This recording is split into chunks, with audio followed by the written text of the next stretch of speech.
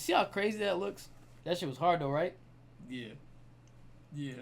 You know what I'm saying? I'm such a fucking idiot. Like, I'm sorry. I'm honestly just dumb. That's all. I can't say anything else other than that. Review. Hey, yo! This was a good one. All right. Welcome back to another video. Today, we are going to be talking about Mickey 17, released in theaters March 7th, 2025, directed by Bong Joon Ho.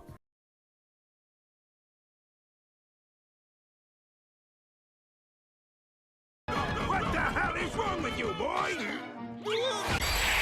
I don't know what that means, but that felt right. You feel me? Before I say anything else, of course, I'm going to throw up that quick spoiler warning. If you have not watched Mickey 17 in its entirety and you do not want to be spoiled, as I will be talking about this movie in some detail here, I suggest you click off the video, go watch the movie for yourself and come back to it. It'll be here for you. But if you don't care, you don't care. We welcome you anyway. To be honest, this is gonna be a bit different from the reviews we've done before, because I'm not gonna lie, they're a bitch and a half to edit. Take a little bit on the longer side, a little bit on the long way. You know what I'm saying? Let me just say that one more time, but a long way. We're not gonna go into detail as much, because do we really need to? Not really. No, that's just me trying to yap and I don't shut up. I will talk about a lot of the things I liked in this movie, of course. You feel me? Again, go watch the movie. It's so worth the experience. Like, oh my gosh, I didn't even write notes down. That's how locked in I was on this film. What I'm about to tell you right now is off the dome deezy. But starting off, the intro I like a lot. Of course, starting Robert Pattinson, and my god did he act his ass off in this film. Robert Pattinson, in my honest to god opinion, Oscar worthy performance. So just letting you know, he's damn near playing twins in this film. He's what they call an expendable. He's a disposable employee, right? There's one guy named Kenny Marshall or some bullshit. Had enough of Earth, we're gonna go find new planets to conquer or whatever, or what do you call it, coagulate? No, that's not the right word, but you get what I mean. Like, find ourselves in this place called Niflheim. So the expendables, this is where they come into play. It's not safe for humans yet, but we'll find out exactly what's going on by sending these people, and by people I mean person, because it's one guy. We send the expendable out, he dies, we figure out how he dies, and then once he dies, of course, print him a new body. No joke, they are 3D printing niggas. He does have his memories, so it's realistically the same guy, but at some point they think he's dead, so they just leave him there. He doesn't end up dying. He makes it back to their civilization or camp, whatever you want to call it. At that point, it's been like a whole day, I'm assuming, because when he gets back to his room, he finds the next clone there. Who the fuck is this nigga? I guess that's a problem, because they're not supposed to have doubles or multiples, as they call it. They did explain actually why they don't want multiples running around, because this guy who did help create the science behind the whole printing thing decided to use 2 clones of himself to go murder people while he has an airtight alibi, of course. So they decide that, hey, one expendable at a time. And if they do find out that there's multiples, that is decree for execution and permanent deletion, meaning that you are not coming back. So Robert Pattinson playing the sole expendable of the movie, Mickey Barnes. His acting was so phenomenal. He played 2 different people in the same room, but they was both him. If that's not a mind freak, I don't know what to tell you. You know what I'm saying? Like 17, he's a bit more on the timid side. You know what I'm saying? 18 on the other hand, absolute loose cannon. Walk and crash out. But the intro and up to that point is so good. We see a lot of good stuff from the director here. Shout out to Bong Joon Ho. My fault if I said that wrong, but yeah, shout out to bro. Ooh, the score at this point is phenomenal. The cinematography, we are getting some fire visuals. I don't care what CG or what's not. Fantastic. The writing is so good. The characters are so dope. Even the characters I didn't like. Like, I like Steven Yeun as an actor. Hated him in this movie. I think his name was Tebow or some shit. Can't stand that nigga. He's technically the reason why Mickey's in this situation and why he has to become an expendable, because they're on the run from some type of Russian guy who's like a loan shark. Timu? That's not his name. That's racist. My fault. Back up. I also like Nasha's character, played by Naomi Aki. We even have some of the like lower tier side characters here. Not even lower tier, but like Mark Ruffalo's in this film. Shout out bro and all, but the movie's not about him, so I don't care that we don't see that much from his character, but his character's weird as shit. I'm not gonna lie, I feel like this was a jab at Trump. I'm gonna be honest. The way he was acting was kind of crazy. Might I add that there's a hint of Nazi in the character, and by that I mean, like, he keeps raving on and on about making a pure society and stuff. I'm gonna leave it at that. Also, Toni Collette, another banger actor here, another superstar. Can't stand her ass in this film, but damn did she act her ass off. So yeah, the acting was there. You feel me? The acting was there. That's another strong point for this movie. God damn, we're starting off heavy, let me tell you. Now again, multiples, can't have them going around, so that's the conflict here, right? Mickey 18, mad as hell. He hates Marshall because the amount of times he's treated Marshall, to be fair, has treated Mickey like garbage because he's an expendable. You know, of course, aside from the Trumpisms and the Nazi shit, he's not a good guy, believe it or not. But Mickey does try to assassinate Marshall. That doesn't go well. Marshall's character, it does not seem like he's all there. He's crazy. He's a bit, you know what I'm saying? And I'm gonna be honest, he's a bit of a cuck too, because Gwen is low-key calling the shots here. More of the story is Marshall wants both of these two dead. The only real problem I have with the ending here, up until like the last 25 minutes of the movie, there's a lot going on here, and I just don't think the movie was able to keep up with itself, if that makes sense, you know what I'm saying? There's some stuff I feel like they could have shed a light on a bit better, but you know, hey, it honestly doesn't kill the movie, so we'll take it. Marshall's punishment for Mickey 17 and 18, it's weird. On this planet, actually, there's these inhabitants here, these monsters, creatures, whatever you want to call them. Marshall dubs these to be creepers. They don't seem that dangerous, but the context here is that they're afraid of things they don't know, I guess, so they deem them to be hostiles. One of them, a baby, I should say, two babies actually, get on the ship, and Marshall demands one be captured. One does attack him as well, and he, no joke, he sent a firing squad.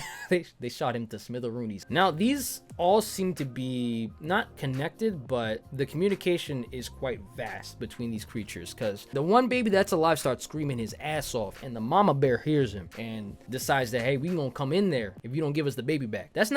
I'm paraphrasing, right? I don't know what the alien was saying, but you know what I'm saying? Like, that was the gist, that was the vibes I was getting off this creature right here. Mickey, earlier in the film, he does technically get saved by these creatures. I guess they're not harmful to humans, but they're, you know what I'm saying, they protect their own, they look out for their own, you know what I'm saying? Some real nigga shit. Yeah, and I feel like I'm allowed to say that, you know what I'm saying? So Mickey knows that they're not really gonna kill anyone, or they don't want to, at least. So I guess I don't know how to say this, they try to come to a peaceful resolution, or they rather just go down peacefully, because Marshall wants to just kill all these some bitches. Matter of fact, Mickey's been, without his knowledge, experimenting a nerve agent to kill all these bastards, because again, Marshall wants that pure colony, or pure world, or whatever, and that's gonna start with the eradication of all the inhabitant creatures that are already on this planet. Marshall then decides, well, his wife, really, again, he's a cuck. His wife decides that, hey, I want all their tails for some freaking reason. We're gonna turn this into a game. Gwen here is weird because she keeps bringing up sauces, and like edible sauces, like the whole movie. That's half her dialogue. Don't know why. So she wants to make sauces out of all the tails, I guess. Sure. And decides that it'd be fun to send Mickey 17 and 18 out to collect them. They're not gonna let them both just run free, so they do strap them with, you know, quite heavy explosives. Give Marshall this controller, basically saying, if I press either of these buttons, kablooey. They make him race, the deciding factor being whoever brings back 100 tails lives. Mickey 17 doesn't want to kill anything or harm anything, I guess. Again, he's a more timid guy. Mickey does at some point imitate back at the creepers, like the same noises they're making at him. One of the scientists notices that and realizes that we could probably come up with some type of translator to help with the communication between the two species here. She gives Mickey the translator. Of course, he does not want to harm any of these creatures, but he goes out there to speak with the mama bear. They're actually talking. This was kind of cool. He finds out that they just want the baby back. And if they don't get the baby back, then we're going to kill everyone here. We're going to cause everyone's brain to explode and shit. He was trolling. He was just bluffing.